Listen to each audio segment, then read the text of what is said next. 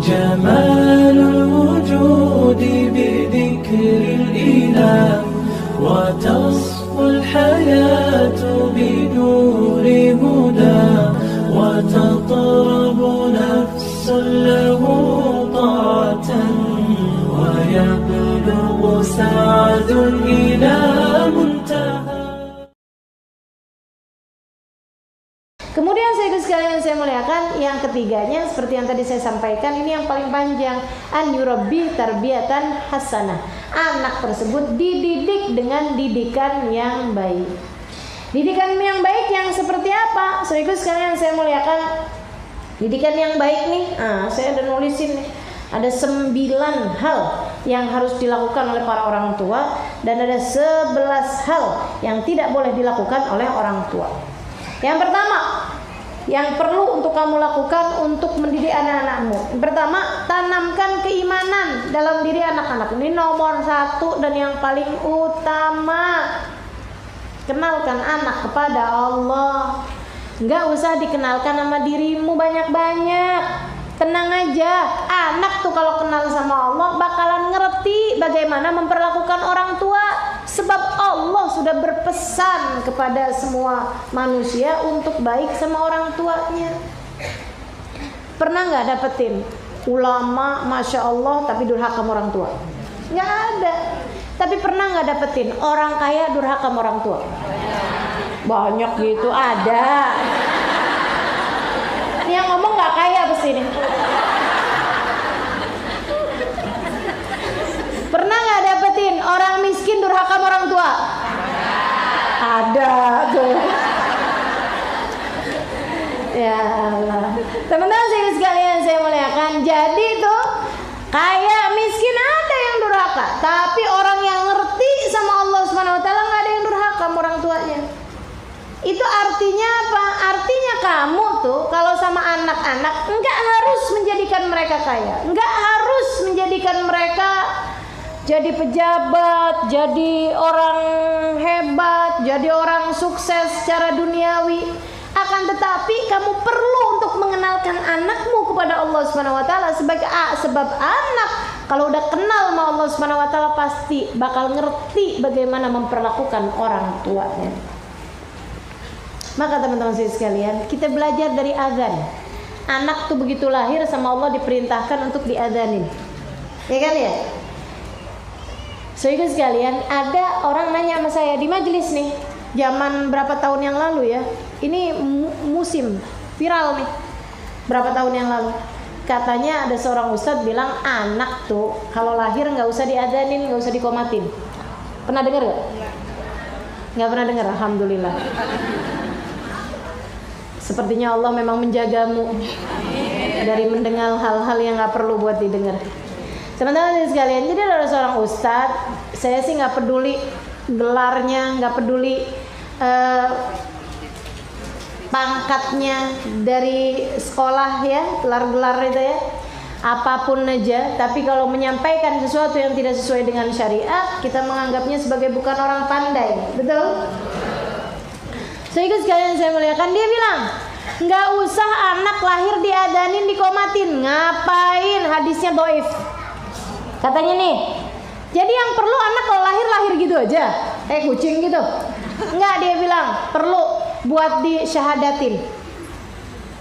Jadi anak begitu lahir, la ilaha illallah Muhammadur Rasulullah, udah cukup. Nah itu yang kamu kerjain malah justru bid'ah. Ikutan siapa kamu? Kan gitu ya? Saya nggak pernah dapetin satu pun keterangan yang menyatakan bahwa anak lahir dibacain syahadat. Nggak ada. Anak lahir itu kullu mauludin yulad ala fitrah. Tiap anak lahir itu dengan membawa fitrahnya, ngapain disyahadatin? Anak itu lahir perlunya diadzanin. Kenapa gitu? Karena kita ikut Nabi Muhammad. Tapi hadisnya dhaif, oke?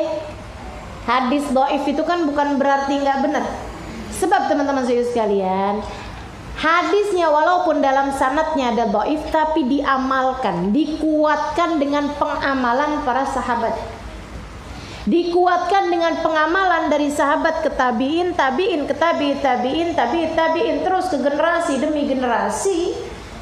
Kakek-kakek kami, ayah-ayah kami terus ke atas yang bersambung kepada baginda Nabi besar Muhammad sallallahu alaihi wasallam. Anak lahir selalunya diadzanin, dikomatin.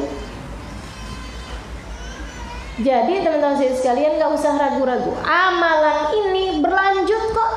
Nabi ngerjain itu kepada anak dan cucu beliau. Cucu-cucunya semua Hasan Husain itu diadzanin, dikomatin. Habis itu kemudian Sayyidina Ali bin Abi Thalib melakukan itu kepada anak-anak beliau dan kepada cucu-cucu beliau. Kemudian Sayyidina Hasan, Sayyidina Husain melakukan hal tersebut. Terus ke bawah-bawahnya, teman-teman sekalian, sampai kepada ulama-ulama kita, kepada kakek-kakek kami. Ini selalunya semuanya melakukan hal yang sama, diadzanin, dikomatin. Si ustadz yang tadi tuh ngomong begini lagi, lagian ya, anak diadzanin, emangnya dia bisa sholat? Anak bayi gitu diajakin buat sholat, hayya 'alas sholat, hayya 'alal falah, emang dia bisa sholat? Katanya gitu. Ini orang yang ngomong nih ya, dia secara tidak langsung meremehkan, melecehkan, menistakan ajaran agama. Kena pasal penghinaan agama, penghinaan syariat. Teman-teman sekalian saya mengatakan gini loh, Nabi tuh waktu cucunya lahir, Nabi buru-buru datang. Begitu dengar Hasan lahir, Nabi juga buru-buru datang. Begitu dengar Husain lahir, Nabi juga buru-buru datang. Waktu dengar cucu yang perempuan lahir, Sayyidah Zainab, Sayyidah Ummu Kalsum. Nah itu teman-teman saya sekalian, tiap kali Nabi gendong tuh anak, Nabi adzanin. Pertama kali gendong, adzanin, komatin. Dibacain juga ayat yang lain. Wa inni u'idzuha bika wa dzurriyyataha minasyaitonir rajim. Dan Nabi gitu. Apa sih maksudnya adzan? Begitu lahir kita sampaikan Allahu Akbar, Allahu Akbar. Anakku sayang, kamu lahir menangis. Sepertinya karena kamu ketakutan, sepertinya karena kamu kedinginan, sepertinya karena kamu tidak merasa nyaman. Sama nak, bapak juga takut, ibumu juga takut. Siapa yang gak takut waktu anaknya lahir? Takut gak bisa gedein, takut gak bisa didik, takut gak bisa rawat, betul? Akan tetapi tenang nak, Allahu Akbar, Allahu Akbar. Bersama dengan kita ada Allah yang maha besar. Kita akan menjadi kuat bersama dengan Allah, insya Allah. Nah itu, jadi itu artinya adzan yang kita bisikkan di telinga anak kita, yang kita sampaikan di telinga anak kita, teman-teman saudara sekalian, buat dia sebagai anak dan buat bapaknya juga yang adzanin. Kasih tahu, anakku sayang, tenang, bersama dengan kita ada Allah yang maha besar. Segala masalah di bawah kebesaran Allah semuanya kecil. Urusan pendidikanmu, urusan sekolahmu, urusan kesehatanmu, urusan nasibmu, mama takut nak, ayah takut nak, namun bersama dengan kita ada Allah subhanahu wa ta'ala. Allahu Akbar, Allahu Akbar. Asyhadu an la ilaha illallah. Anakku sayang, tidak ada penguasa dalam hidupmu kecuali Allah. Tidak ada yang menciptakanmu kecuali Allah. Tidak ada yang memberikan rizki padamu kecuali Allah. Tidak ada yang menentukan jalan hidupmu kecuali Allah. Asyhadu an la ilaha illallah. Asyhadu anna Muhammadar Rasulullah. Anakku sayang, bagindamu, pemimpinmu dalam kehidupan, panutanmu yang harus kamu ikuti jalannya di atas kehidupanmu di atas muka bumi ini adalah baginda Nabi sallallahu alaihi wasallam. Kenali ia, cintai ia, sayangi ia. Nama manusia pertama yang didengar oleh anak-anak kita begitu lahir ke atas muka bumi ini adalah kedurhakaanmu sebagai orang tua jika sepanjang hidupnya di atas muka bumi ini kamu tidak menjadi orang yang mengenalkan mereka kepadanya. Kamu malah ngenalin anak-anakmu kepada pejabat. Anakmu lebih kenalan nama pejabat, pemain bola, artis sinetron, penyanyi-penyanyi daripada Nabi Muhammad alaihi salam. Alangkah durhakanya dirimu. Sebagai orang tua, nama pertama yang didengar oleh anakmu adalah baginda Nabi sallallahu alaihi wasallam. Bagaimana mungkin dalam hari-harinya tidak ada namanya yang kamu sebut-sebut bersama dengan anakmu tersebut? Sebutin dong, kenalin dong, kasih tahu. Kalau anak bisa ngomong tuh, Mama, kamu waktu kecil, waktu saya bayi, sebut Nabi Muhammad sebagai nama pertama yang saya dengar di telinga saya. Kenapa sepanjang hidup saya tidak pernah mendengarmu menyebut-nyebut namanya? Saudariku sekalian yang saya muliakan, syahadu anna Muhammadan. Hayya 'ala shalah, marina menuju salat. Hayya 'ala shalah, marina menuju hubungan dengan Allah Subhanahu wa taala. Marina menuju taat kepada Allah Subhanahu wa taala. Marina menuju patuh kepada Allah Subhanahu wa taala. Sebab salat artinya taat. Sebab sholat artinya hubungan. Marina memiliki hubungan sama Allah Subhanahu wa taala. Hayya 'ala sholat. Itu semacam ikrar bagi para orang tua bahwa akan mengajak anaknya menuju ketaatan. Akan mengajak anaknya menuju ketaatan. Maka orang tua durhaka adalah orang tua yang justru malah mengajak anaknya dan memperkenalkan mereka kepada kemaksiatan dan dosa-dosa. Anaknya dikenalin bohong. Maksiat apa taat? Dosa apa pahala? Anaknya dikenalin omongan-omongan kasar. Bahasa kotor. Teman-teman sekalian, dosa apa pahala? Dosa, padahal kamu janji loh, hayya 'ala shalah. Anakmu dikenalkan dengan tayangan-tayangan yang merusak. Anakmu dikenalkan ghibah, anakmu dikenalkan namimah, anakmu dikenalkan memandang haram. Saudaraku sekalian saya muliakan, kamu sedang mengerjakan khilaf ikrar. Kamu sedang mengerjakan sesuatu hal yang bertentangan dengan janjimu di saat anakmu lahir. Hayya 'ala shalah katamu. Mari nak kita bergerak menuju kepada ketaatan. Mari mengerjakan taat kepada Allah Subhanahu wa taala. Saudaraku sekalian saya muliakan, ajarin anak buat kebaikan-kebaikan. Hayya 'alal falah, mari nak menuju kebahagiaan. Maka orang tua yang mukul anak, orang tua yang keras sama anak, orang tua yang kerjanya marahin anak mulu, dia sedang lupa kepada hayya 'alal falah yang disampaikannya di telinga anak di masa kecil. Sebenarnya teman-teman saya sekalian, caramu mendidik anak sudah Allah sampaikan semua dalam adzan yang kamu sampaikan di telinga anakmu ketika lahir. Kamu mengajaknya kepada ketaatan. Kamu mengenalkannya kepada Allah yang pertama. Kamu mengenalkannya kepada Rasulullah yang kedua. Kamu mengajaknya kepada ketaatan yang ketiga. Kamu mengajaknya kepada kebahagiaan hidup, kasih sayang yang keempat. Allahu Akbar, Allahu Akbar, la ilaha illallah. Kamu kecil, tenang nak, Allah Maha Besar. Nanti kamu dewasa, tenang nak, Allah Maha Besar. Terakhirnya la ilaha illallah, agar dia diakhiri kehidupannya nanti juga dengan kalimat la ilaha illallah. Gitu. Jadi teman-teman sekalian saya muliakan, cara didik anak udah kamu sampaikan tuh saat azan di telinganya. Udah nggak usah kemana-mana, ikutin aja jalur itu. Jadi yang pertama menanamkan iman dalam hati anak-anak kita. Kenalin sama Allah. Anak-anakmu tuh nggak usah dikenalin sama dirimu banyak-banyak, nggak usah. Kamu waktu lahir juga nggak ngasih tahu, nah bapakmu namanya Fulan, nah ini ibu kamu loh yang cantik ini, nama saya Fulan bintu Fulan. Nggak ada. Kita nggak disuruh sama Allah buat ngerjain hal-hal yang seperti itu. Kita disuruhnya buat bawa anak kita kepada Allah. Teman-teman sekalian, saya lihat guru-guru saya, orang-orang hebat-hebat ini, Ngenalin anak kepada Allah luar biasa benar caranya, Masya Allah, Masya Allah. Ada satu guru saya, kok pagi-pagi tuh sambilan sarapan ngasih tahu anaknya. Dia bilang, nak, ini makanan mama sih yang masak, tapi sebenarnya bukan dari mama memasak doang. Dari siapa mah?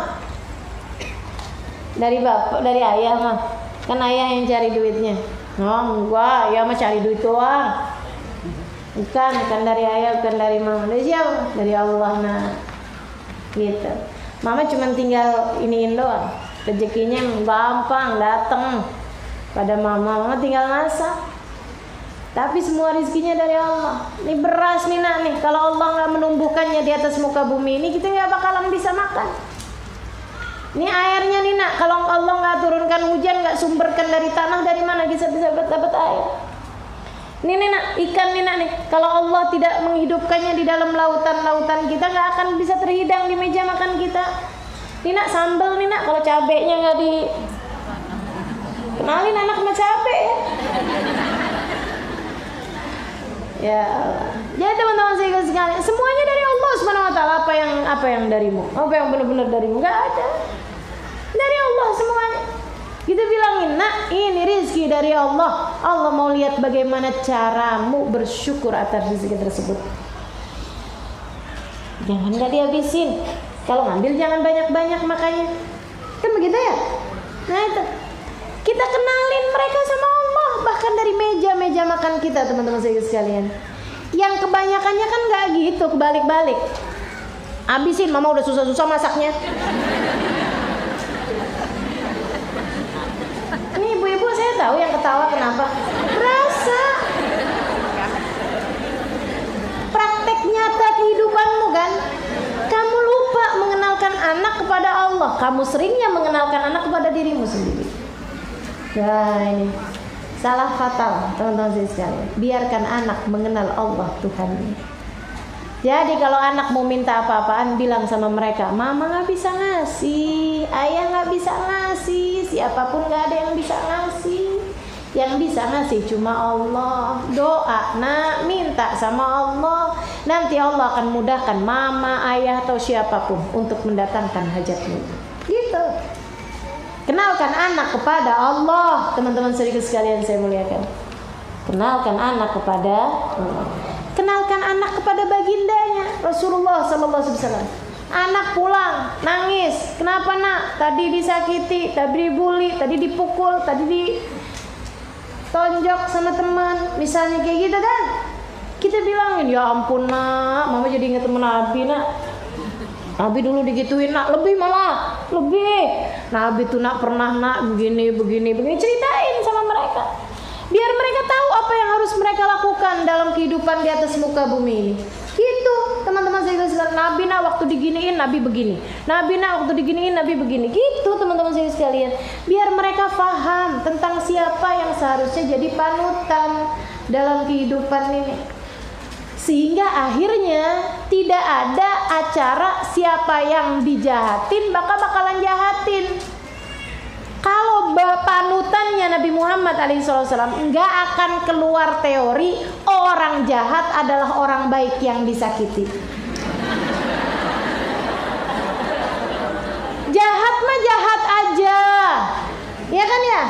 Orang jahat memang jahat aja, teman-teman sekalian.